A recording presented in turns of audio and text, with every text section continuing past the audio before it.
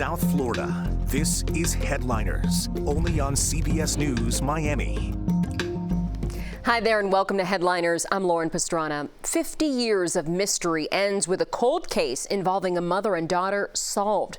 2 cars and 3 bodies, including that of a 4-year-old girl, recovered from canals in Plantation.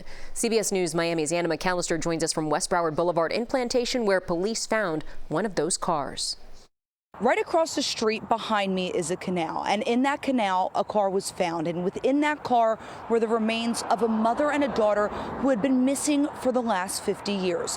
And just around the corner, 5 minutes away, another car was recovered from another body of water, and inside of that car were the skeletal remains of a World War II veteran who had been missing for the last 20 years.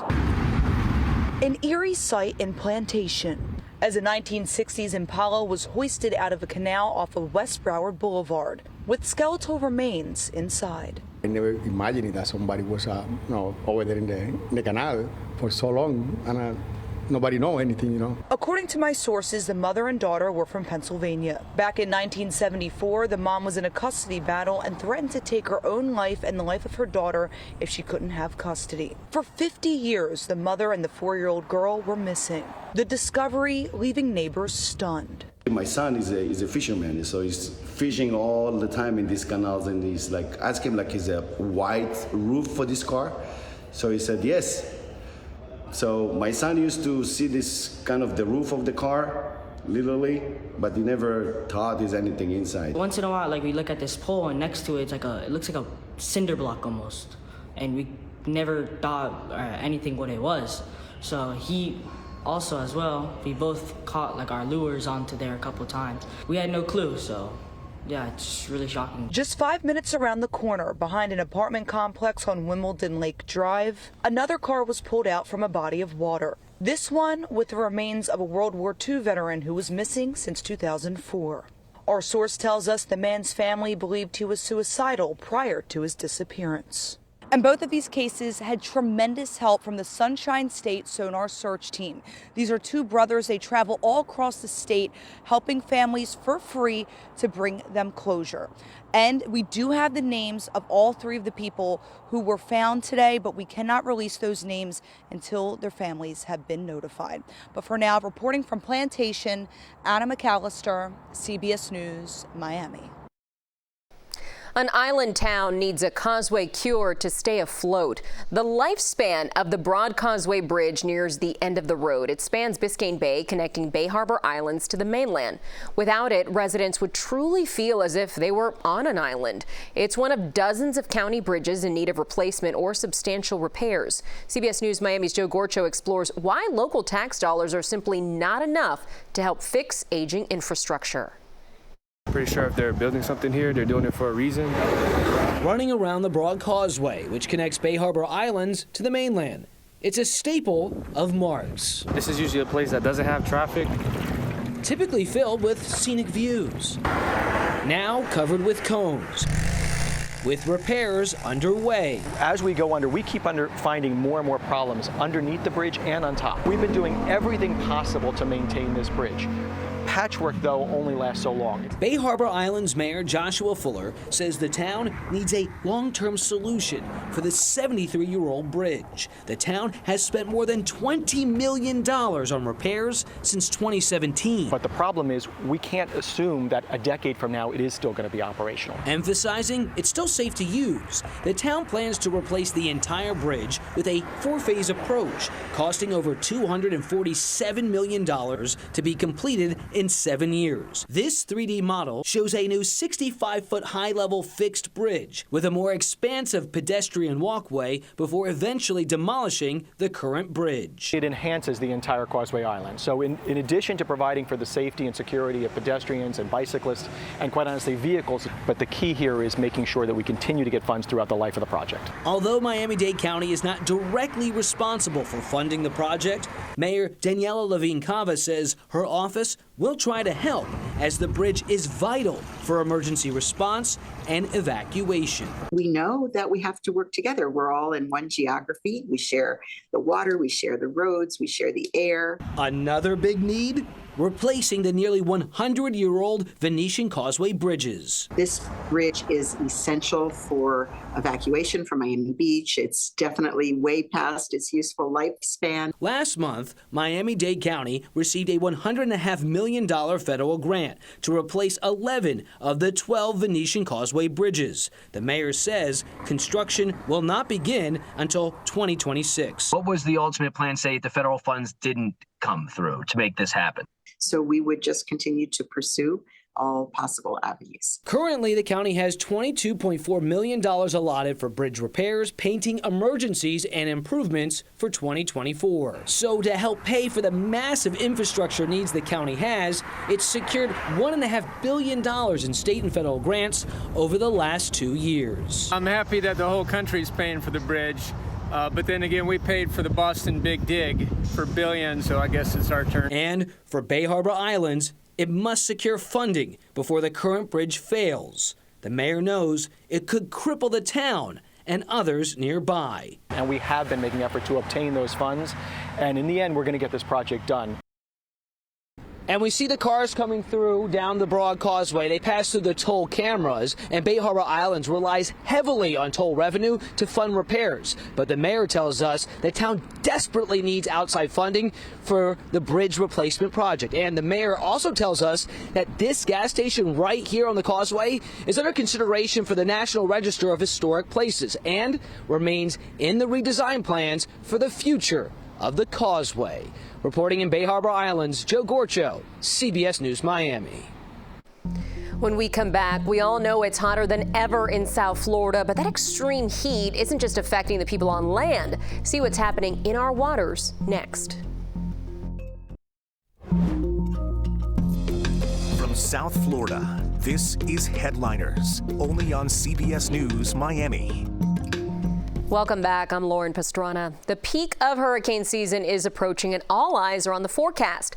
NOAA is urging everyone to know their risk and prepare for threats. Experts released a mid-season hurricane outlook update. Next, weather meteorologist Casey Sherman breaks down everything you need to know. Yeah, NOAA continues to predict an above-average hurricane season. In fact, an 85% chance that will happen. So far now with Ernesto, we have had 5 named storms. They're predicting 17 to 24 named storms. That includes the number that we've already had, but if we subtract that, we still, if this forecast verifies, have another 12 to 19 storms to get through.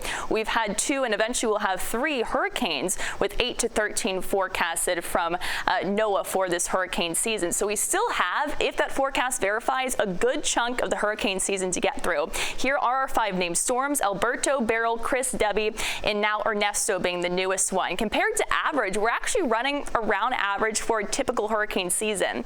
We see on average our 5th named storm, which again we've now had Ernesto, August 22nd. So that's only 9 days away, but as we can get these lulls and then activity can explode. That's exactly what we actually had last year. If we look back to 2023, we had Don July 14th, a big lull in between Don and then Franklin, which formed on August 20th, and that actually then kicked off an unprecedented period of activity across the Atlantic Basin where you had Franklin and Gert develop within the same day. 2 days later, we had Harold form, and then we had Idalia form August 27th. So although we've been kind of near average so far this season, we are expecting things to pick up. We have very warm water temperatures in what we call the main development region. That on top of a La Nina season where the wind shear is weak is why the National Hurricane Center is forecasting this above average season. Remember, the peak of hurricane season, September 10th, we are a little less than a month away from that, which is why we will continue to remain vigilant here across South Florida. Meanwhile, our coral reefs are in crisis. Researchers say the extreme heat has wiped some of them out, and now scientists here in South Florida are doing all they can to help repair them. CBS News Miami's Trish Christakis spent the day with one of the experts and explains how they're trying to fix it. These corals are from Honduras. The goal, breed them with Floridian corals so they can reproduce and fix what University of Miami professor Andrew Baker says climate change is hurting.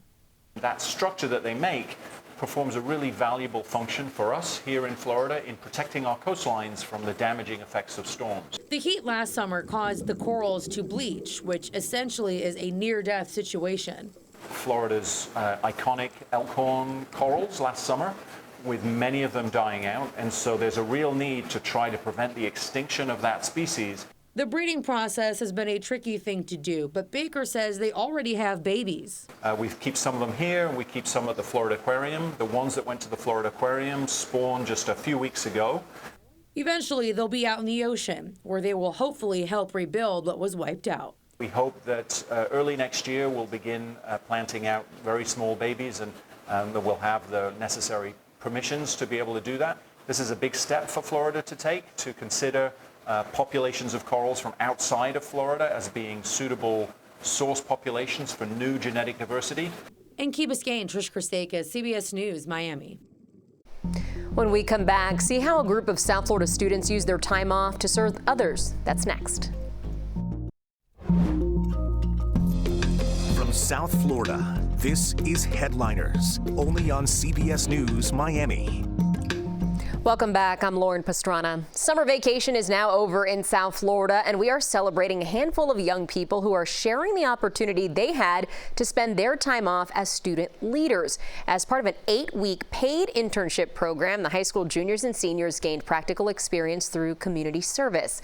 CBS News Miami's Maribel Rodriguez introduces us to some of them who learned a lot as they made Miami proud. They interact at times by dancing. On Mondays, we have the biggest distribution, so around 200 people come in every day, and we help them out as much as we can. And help the community.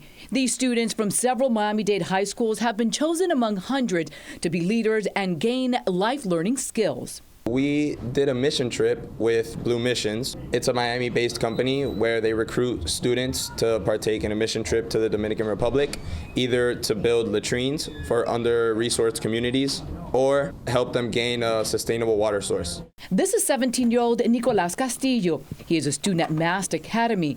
Rocio Peña is a Venezuelan immigrant who attends Doral Academy. Her mission is to give back and help. Helping my community is a big thing for me because I want to help as much people that went through the same things as me. Alejandro Paez Sansonetti, he is a recent graduate of Coral Reef High School whose passion is science and people. I've had the opportunity to help the community while develop a few of my own projects here, and it's been a great experience, either fighting food insecurity, helping at Camp Y, and it's been a great experience.